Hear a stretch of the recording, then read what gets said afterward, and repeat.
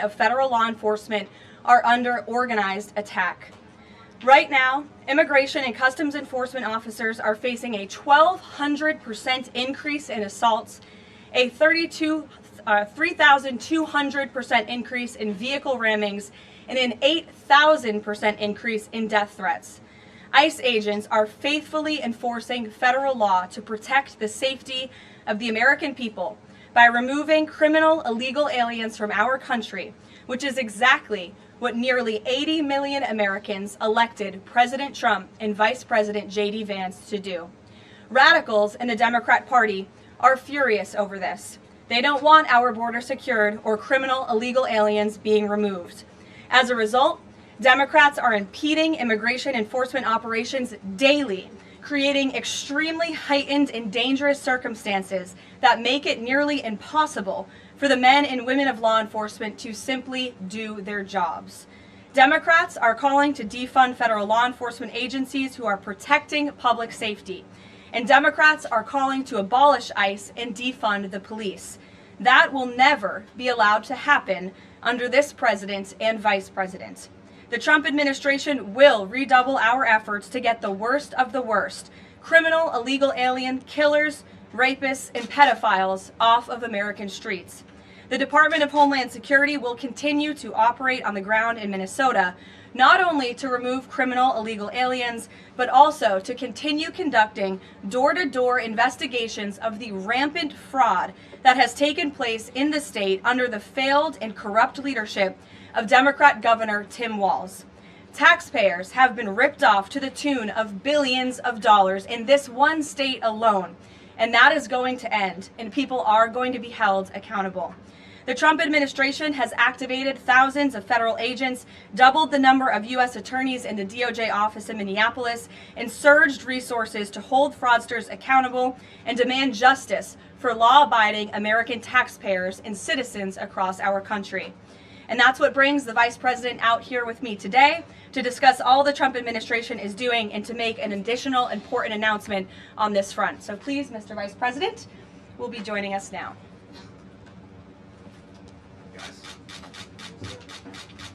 Thank you.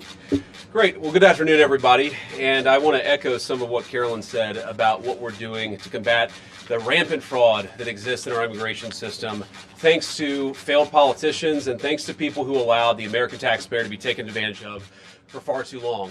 I think it's important to understand why this matters to the American people. I am a father of 3 young kids, a lot of people in my generation.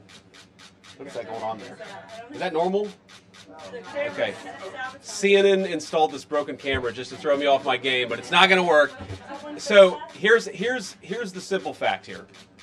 If you're a young parent struggling to afford childcare in the United States of America, there are programs that we have to make it easier for your kids to get in daycare, for your kids to get in preschool. Those programs should go to American citizens, not be defrauded by Somali immigrants and others. Make it hard for you to get the access to the resources you need. But number 2, making it easier for people who shouldn't even be in this country to fleece the United States and our taxpayers to begin with.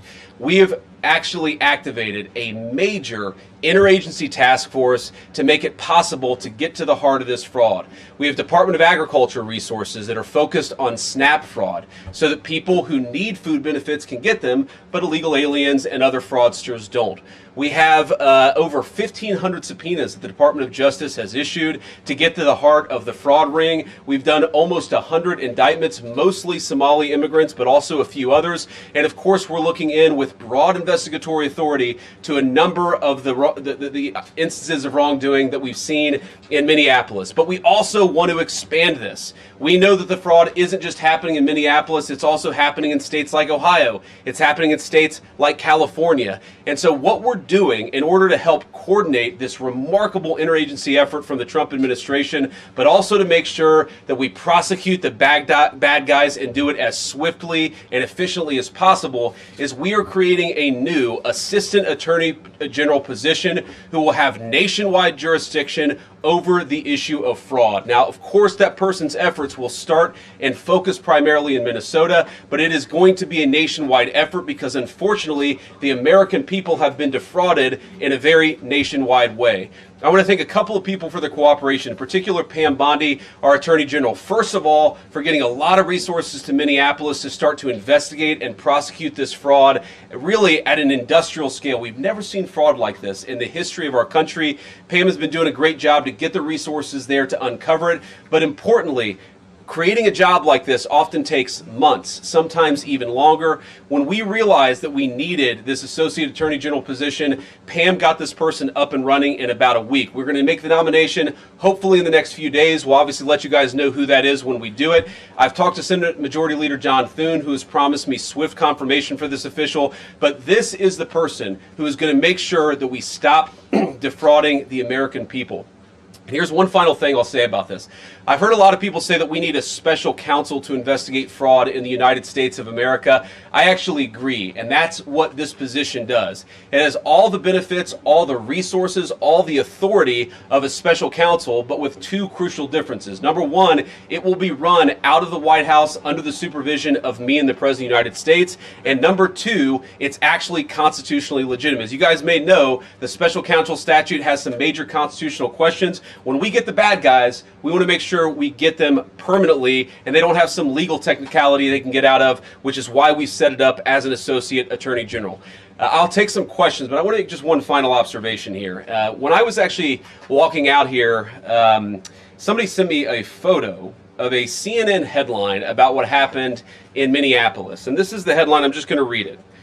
Outrage after ICE officer kills U.S. citizen in Minneapolis. Well, that's one way to put it, and that is the way that many people in the corporate media have put this attack over the last 24 hours. And I say attack very, very intentionally, because this was an attack on federal law enforcement. This was an attack on law and order. This was an attack on the American people. The way that the media, by and large, has reported this story has been an absolute disgrace, and it puts our law enforcement officers at risk every single day.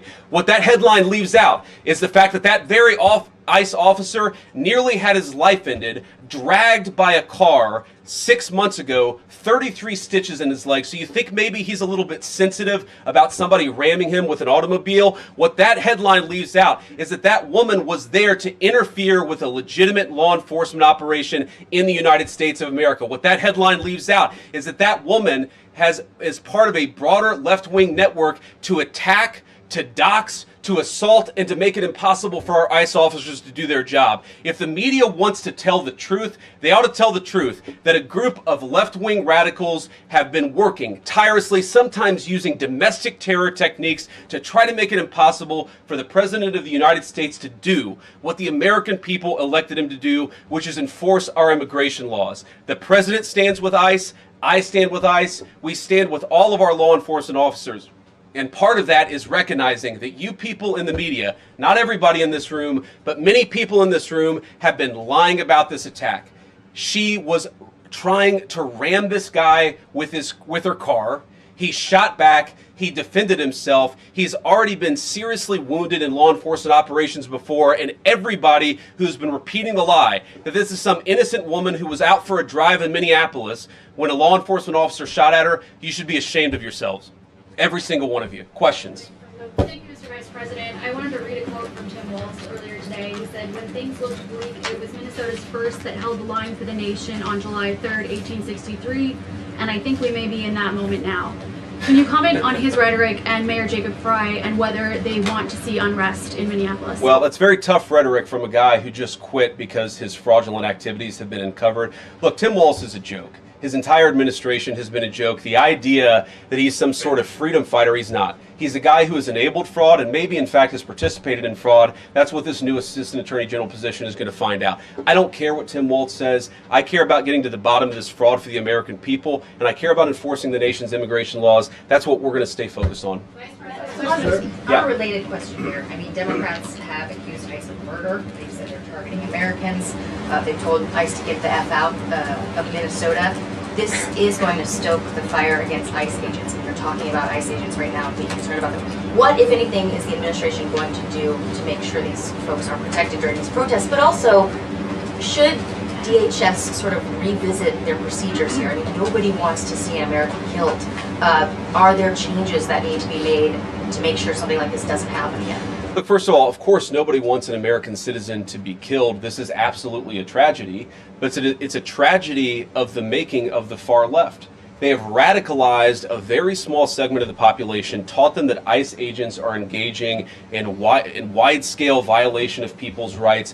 What our ICE officers are doing is deporting the millions of criminal aliens that were let in during the Biden administration. So number one, we have to say, as a matter of leadership, and I would appreciate if the Democrats would join me on this, let's be honest about the fact that we have way too many illegal aliens in this country. Our ICE officers should be supported in doing their job. You're trying to actually marshal the far left lunatic fringe to engage in doxing, to try to make it impossible for them to enforce the law, and in some cases actually to engage in acts of domestic terrorism against our law enforcement officers. When you talk about different plans, different protocols, different policies, I forget exactly how you asked the question. Here's the simple fact. What we're going to do is make it easier for the American People's Administration to enforce the American people's law. And that means that Democrats have to stop rallying the mob against legitimate law enforcement operations. And that means that we are going to get tougher. And that's what this AAG position is about. We're going to get tougher at the people who are defrauding the United States by inciting violence against our law enforcement officers. That's one of the things that we're going to do. We've already started that work at the Department of Justice. We're going to keep on doing it, and this new AAG position is going to kick that into high gear. Vice President Vance, you just suggested that this woman who was killed, Renee Good, is part of a broader left-wing network. Who do you think is behind this broader left-wing network? Well, it's one of the things we're going to have to figure out, but here's the way that I put it. When somebody throws a brick at an ICE agent, or somebody tries to run over an ICE agent, who paid for the brick? And who told protesters to show up and engage in violent activity against our law enforcement officers? You see, just with this most recent terrible incident in Minneapolis, you see friends of this woman's or other people who are eyewitnesses saying basically that she was there to engage in obstruction of a legitimate law enforcement operation. How did she get there? How did she learn about this? There's an entire network, and frankly, some of the media are participating in it, that is trying to incite violence against our law enforcement officers. It's ridiculous, it's preposterous, and part of our investigatory work is getting to the bottom of it. Who's funding it? Who's supporting it? Who's cheerleading it? And of course, if there's illegal activity related to that, we're going to get to the bottom of that and prosecute it where we can. Mr. Vice President, thank you for taking questions today.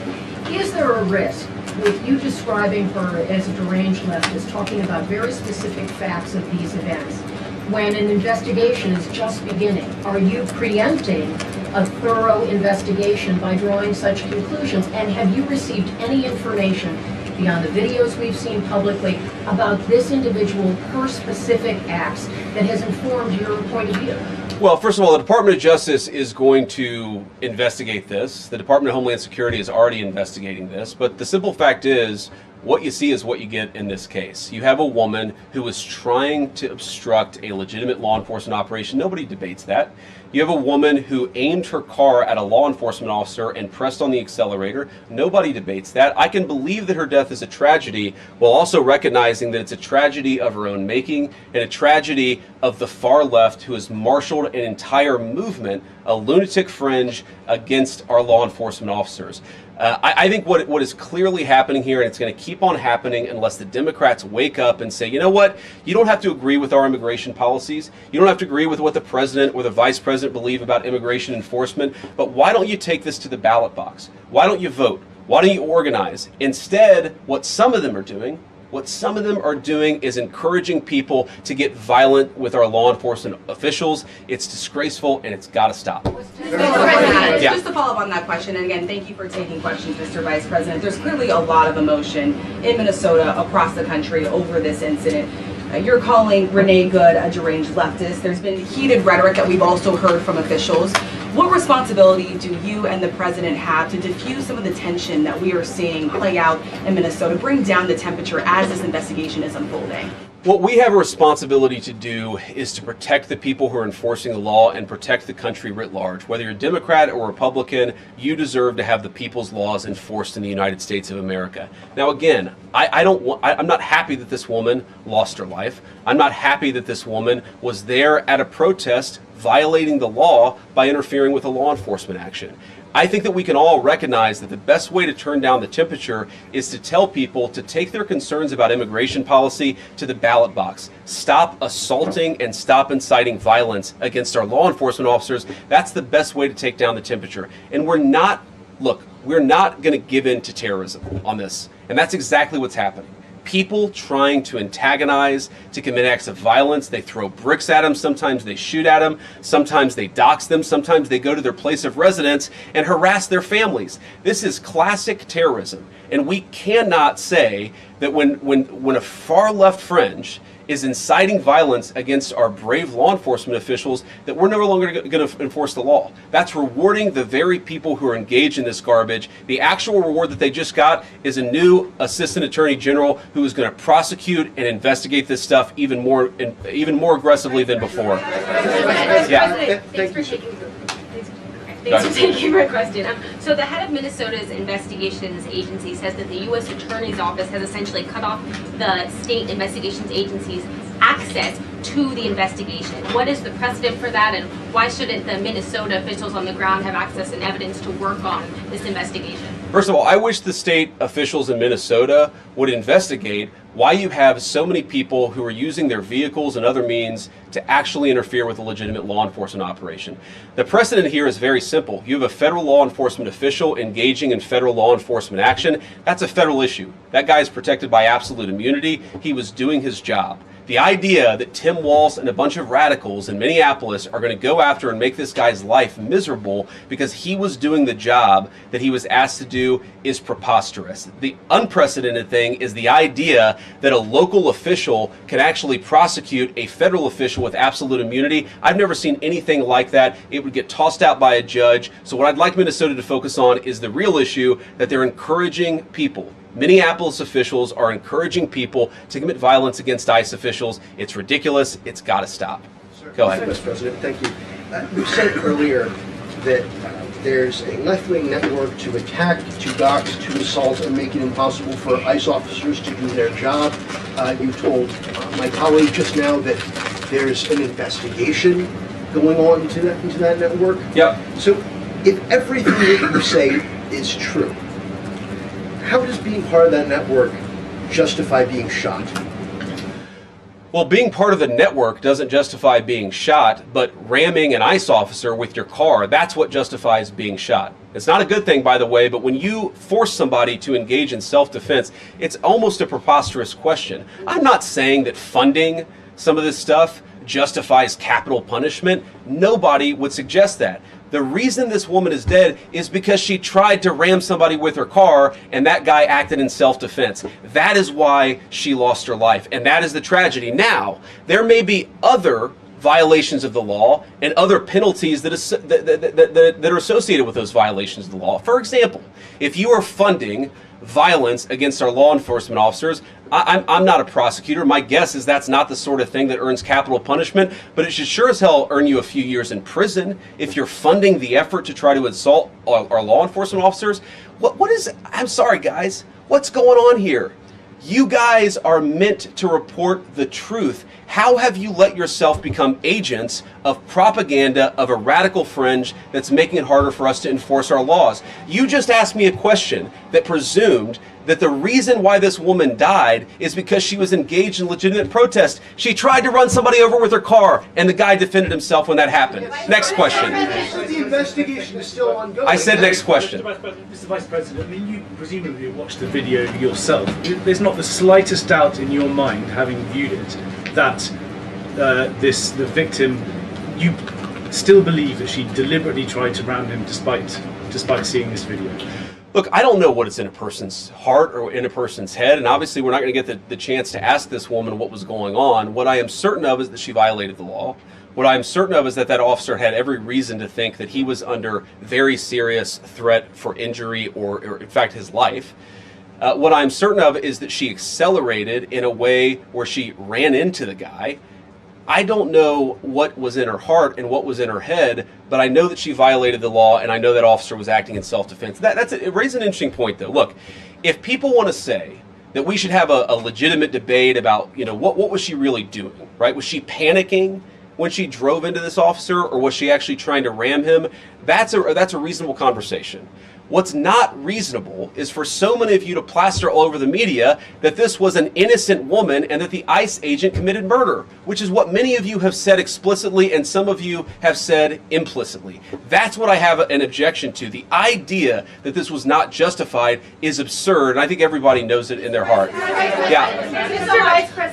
In the green jacket. Taking down the temperature, it seems like political violence is ratcheting up and riots could be around the corner.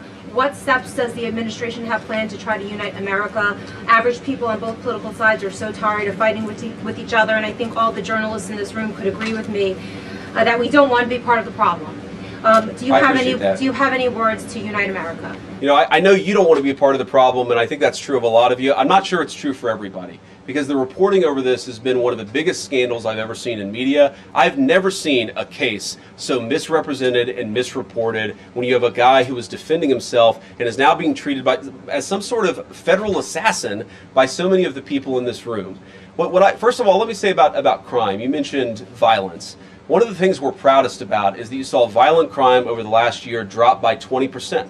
Why is that drop by 20%? Is it because we're attacking our law enforcement officers, or is it because we in the administration are empowering our law enforcement officers to enforce the law? I think that's one of the ways you take down the temperature, is you make people feel more secure and safe in their person and property. That's why we care so much about protecting our law enforcement, because it accrues to the benefit of the entire national community.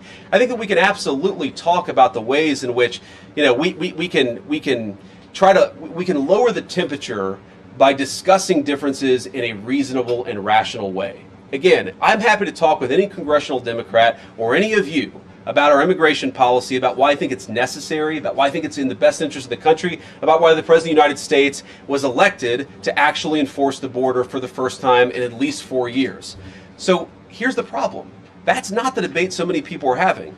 They are actively covering for people who are committing acts of violence against federal law enforcement. It is preposterous. The way to take down the temperature is to stop it. Have your debates about policy. Attack me. Attack the President of the United States. Don't attack our law enforcement officers. They are trying to do the job the American people demanded that they do. They are not policy actors.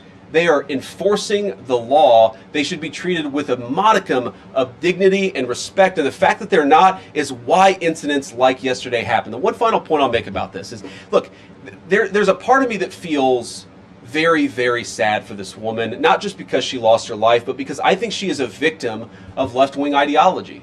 What young mother shows up and decides they're going to throw their car in front of ICE officers who are enforcing legitimate law?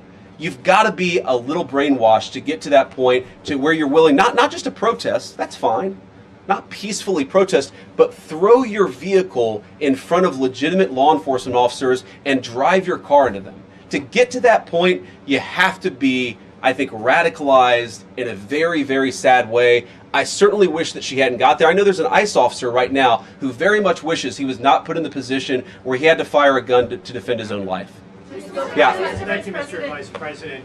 What's your message, following up on that, what's your message to the leaders in Minnesota, the governor of Minnesota, the mayor of Minneapolis, to calm down the situation on the ground, on the streets? What's your message also to those protesters who saw that video in a completely different way than you saw that video? Well, first of all, I think if you watch every angle of that video, there is one angle where if you squint, you can maybe tell yourself that it's not clear what happened. But when you look at all angles of that video, it is very clear that her vehicle went right for the guy. She actually collided with him, and then that's, of course, when he fired his shots. That's obvious, okay? So what I'd say to the protesters is, by all means, protest peacefully, but make this about ideas. Make this about disagreement with our policy.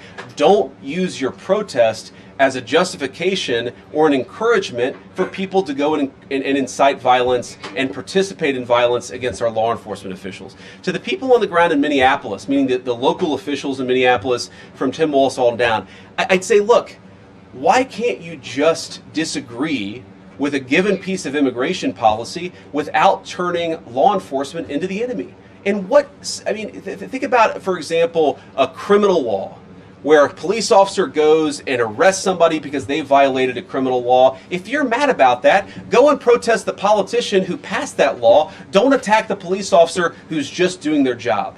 We had a wide open border under Joe Biden. I happen to think it's a good thing the President of the United States has closed it down. If you think that's a bad idea, criticize this administration for a policy decision. Don't attack our people for enforcing the law, because I guarantee you go to ICE, there are black people and white people, there are Democrats and Republicans, they are patriotic Americans who are trying to enforce the law. Attack me, lay off of our ICE agents. Yeah, in the blue, all the way, yeah. Yeah, thank you, Mr. Vice President. You've called on Tim Walz to resign. Can you lay out the case as to why he should step down? Well, look, I think Tim Walz should resign because it's very clear either that he knew about the fraud in Minneapolis, he knew about the welfare fraud, or at the very least he looked the other way. I mean, this is not like Lex Luthor, right? This is not movie villain fraud. This is the lowest IQ possible fraud. This is, we're going to take the absence of kids and set up a daycare center where there are no children, and we're going to call our early childhood education center the Quality Learning Center. By the way, if you can't spell learning, maybe you shouldn't be in early childhood education. But people got rich off of this. We know that there were schools who either had no enrollment or at least they overstated their enrollment. Tim Walz, either it was unbelievable incompetence or he was in on the fraud. That's one of the things we're going to get to the bottom of. Sir. Thank you, Mr. Vice President. Can you explain the difference between this Associate Attorney General and a special counsel? And do you envision this being a permanent position or having more of a limited scope? Well, it's going to be permanent until we get to the bottom of what's going on, so I think it's going to last for at least the remainder of the administration. What's different about it from a special counsel is, if you remember, the Jack Smith case where the special counsel was found unconstitutional, one of the big issues there is that that person was not an appointed person, completely aside from all the other issues, that the person was a lunatic and that the case had no merit. There was a fundamental constitutional issue, which is that he had not been appointed by the president and he had not been confirmed by the United States Senate. An assistant attorney general, what that's going to allow us to do is appoint this person, have them confirmed by the Senate. That's one difference. The more substantive difference is that this person is going to be part of a very broad interagency White House that's being led from the President of the United States on down, and that's going to give them the resources, the access to material and information to make this person more effective. I think a lot of people have asked, how are you really going to get to the heart of the fraud? We've been asking ourselves that question for the past couple of months, and we think this is the critical piece at the Department of Justice to really ramp this fraud investigation into high gear. In the red tie, yeah. Vice President Vance, I wanted to ask, what's your message to far leftist agitators who feel emboldened to obstruct ICE activity in Minnesota and around the country? Well, I think they shouldn't feel emboldened because now they have an assistant attorney general who is going to prosecute and investigate their fraud and their violence more aggressively than it has ever been investigated in the United States of America. We are doing so much to try to find the financing networks and the domestic terrorism networks that legitimate this violence, that fund this violence, and that, of course, engage in the violence. These people should not feel emboldened because they have, for the first time, maybe in American history, an administration that is not going to tolerate political violence of any kind from anywhere. Yeah. It's not clear today that the entire weight of the federal government is behind these ICE agents and this ICE agent in particular. There is still a federal investigation happening on the ground. Does that mean that they are not looking into this ICE agent at all? They are just focused on the woman who was in the car? What is the investigation if the federal government has already determined that its weight is behind this ICE investigation? So what do you mean? When you say investigation, do you mean investigation of the shooting yesterday or of the fraud that's happening in Minneapolis? Yesterday. Okay, look, DHS, as I understand it, has an investigation already ongoing. I know that other organs of our government are looking at this. So yes, there's certainly an investigation that's happening right now. But as part of the broader fraud investigation, a lot of what we're doing with the Department of Justice has already started. We've got over 1,500 subpoenas. We've got people this morning, actually. We're going door to door to actually knock on some of these fraudulent care centers, these fraudulent social services organizations to get to the bottom of what's going on there. So the investigation in some ways has already been ramping up into the anti-fraud element. for at least a few weeks. What we're trying to do is supercharge it and make sure there's a designated person within the Department of Justice who completely controls that particular focus. Just to follow up on that, Mr. Vice President, on the agent, is he still on duty or has he been placed on leave, on administrative leave? And what really was the target of the operation on Wednesday? Of the ICE operation on Wednesday? Well, first of all, it was a legitimate law enforcement operation. We were going door to door to try to find criminal illegal aliens and deport them from the United States of America, because if you come to our country illegally in violation of our immigration laws, then we have the mandate, and in fact we have the legal duty to enforce those immigration laws. Whether he's been placed on administrative leave, I don't know the answer to that question. I'd refer it to the Department of Homeland Security and they can follow up. I will say, look, I would appreciate everybody saying a prayer for that agent. Look, in the past 6 months, he has been hit twice by a motor vehicle. One time, the first time, it led to over 30 stitches and very serious injuries to his legs. This is a guy who's actually done a very, very important job for the United States of America. He's been assaulted, he's been attacked, he's been injured because of it. He deserves a debt of gratitude, and I think the media prejudging and talking about this guy as if he's a murderer is one of the most disgraceful things I've ever seen from the American media. Yeah. Vice President, what is your specific role in the future of Venezuela? And I'm wondering, could you confirm reports that the Director of National Intelligence, Tulsi Gabbard, was kept out of the planning for the operations because of her past concerns about military involvement in Venezuela? So I've heard a couple of things. One, that I was kept out of the planning for the Venezuela operation, that's false. And another, that Tulsi was kept out of the planning for Venezuela operations, that's completely false. Look, we're all part of the same team. And one of the things that is really amazing about that operation is that we kept it very tight to the senior cabinet level officials and related officials in our government. And we kept this operation secret for a very long time. I'm very proud of that. I think it suggests that the team works very well together. Well, looking ahead, what is my role? Look, my role is going to be whatever the president asks me to do. Well, every other day, I'm chairing the meeting that we do on this among White House principals to talk about next steps to try to ensure that Venezuela is stable, and as the president has directed us to do, to ensure that the new Venezuelan government actually listens to the United States and does what the United States needs it to do under our country's best interest. So I'm going to be as involved as the president wants me to be. So far, that's been very involved, and I'll keep on doing that so long as the president asks me to do it. The purple. Yes. Even beyond the war powers resolution. We'll go purple, and then we'll go pink, or whatever that is in front. Royal purple, and then beige. All right. Okay. Are there any indications, you talked about the network, are there any indications that the lady who was shot, I know there are different reports from there, her wife said they were new to the area. Are there any indications she may have been a paid agitator, and maybe that there are others that were brought to the area, considering everything that's going on in Minneapolis? I wouldn't say that she was paid. I don't have the evidence to say that one way or the other. What I do know is that she was violating the law, and if you just look at the eyewitness accounts, they were saying she was there to prevent the enforcement of the law. She was trying to obstruct a legitimate law enforcement operation. That much is obviously clear. The rest of it, of course, is part of the reason why we investigate this stuff.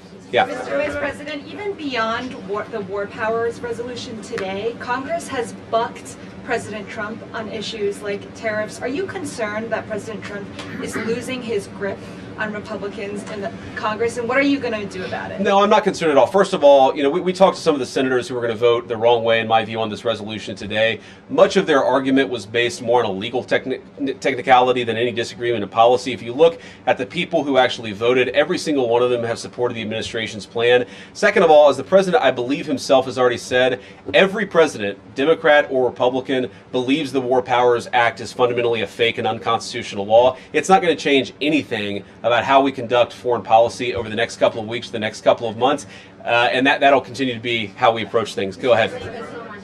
So we are seeing, regarding Iran, we are seeing the protests in Iran these days. The cities are begging for help from the U.S. and Israel, naming streets in the city after President Trump. It seems there is an opportunity here that may not come again. Will the United States stand by the citizens of Iran? And if Israel decides to strike again the nuclear sites in Iran, is the U.S. expected to take part? Well, look, we certainly stand by anybody who's engaged in peaceful protest, anybody who's trying to exert their rights for free association and to have their voices heard. Obviously, the Iranian regime has a lot of problems, and as the President of the United States has said, the smartest thing for them to have done, it was true 2 months ago, it's true today, is for them to actually have a real negotiation with the United States about what we need to see when it comes to their nuclear program. I'll let the President speak to what we're going to do in the future, but we certainly stand with anybody across the world, including the Iranian people who are advocating for their rights. I'll take just a couple more questions. Yeah, go ahead. Thank you very much, Mr. Vice President. Concerning Venezuela, how would you assure the Caribbean region that they will remain a zone of peace? Because some member states in the region are concerned. Well, look, the President had a very productive phone call with the President of Colombia yesterday, and we continue to talk at all levels of government with a number of our friends in the Caribbean region. I actually think this is really good for peace in the Caribbean, because when you take away a major source of illegal cartel revenue, which is the cocaine trade, the fentanyl trade, other sources of illicit revenue, you actually remove the power of one of the main destabilizing forces in Latin America and in the Caribbean.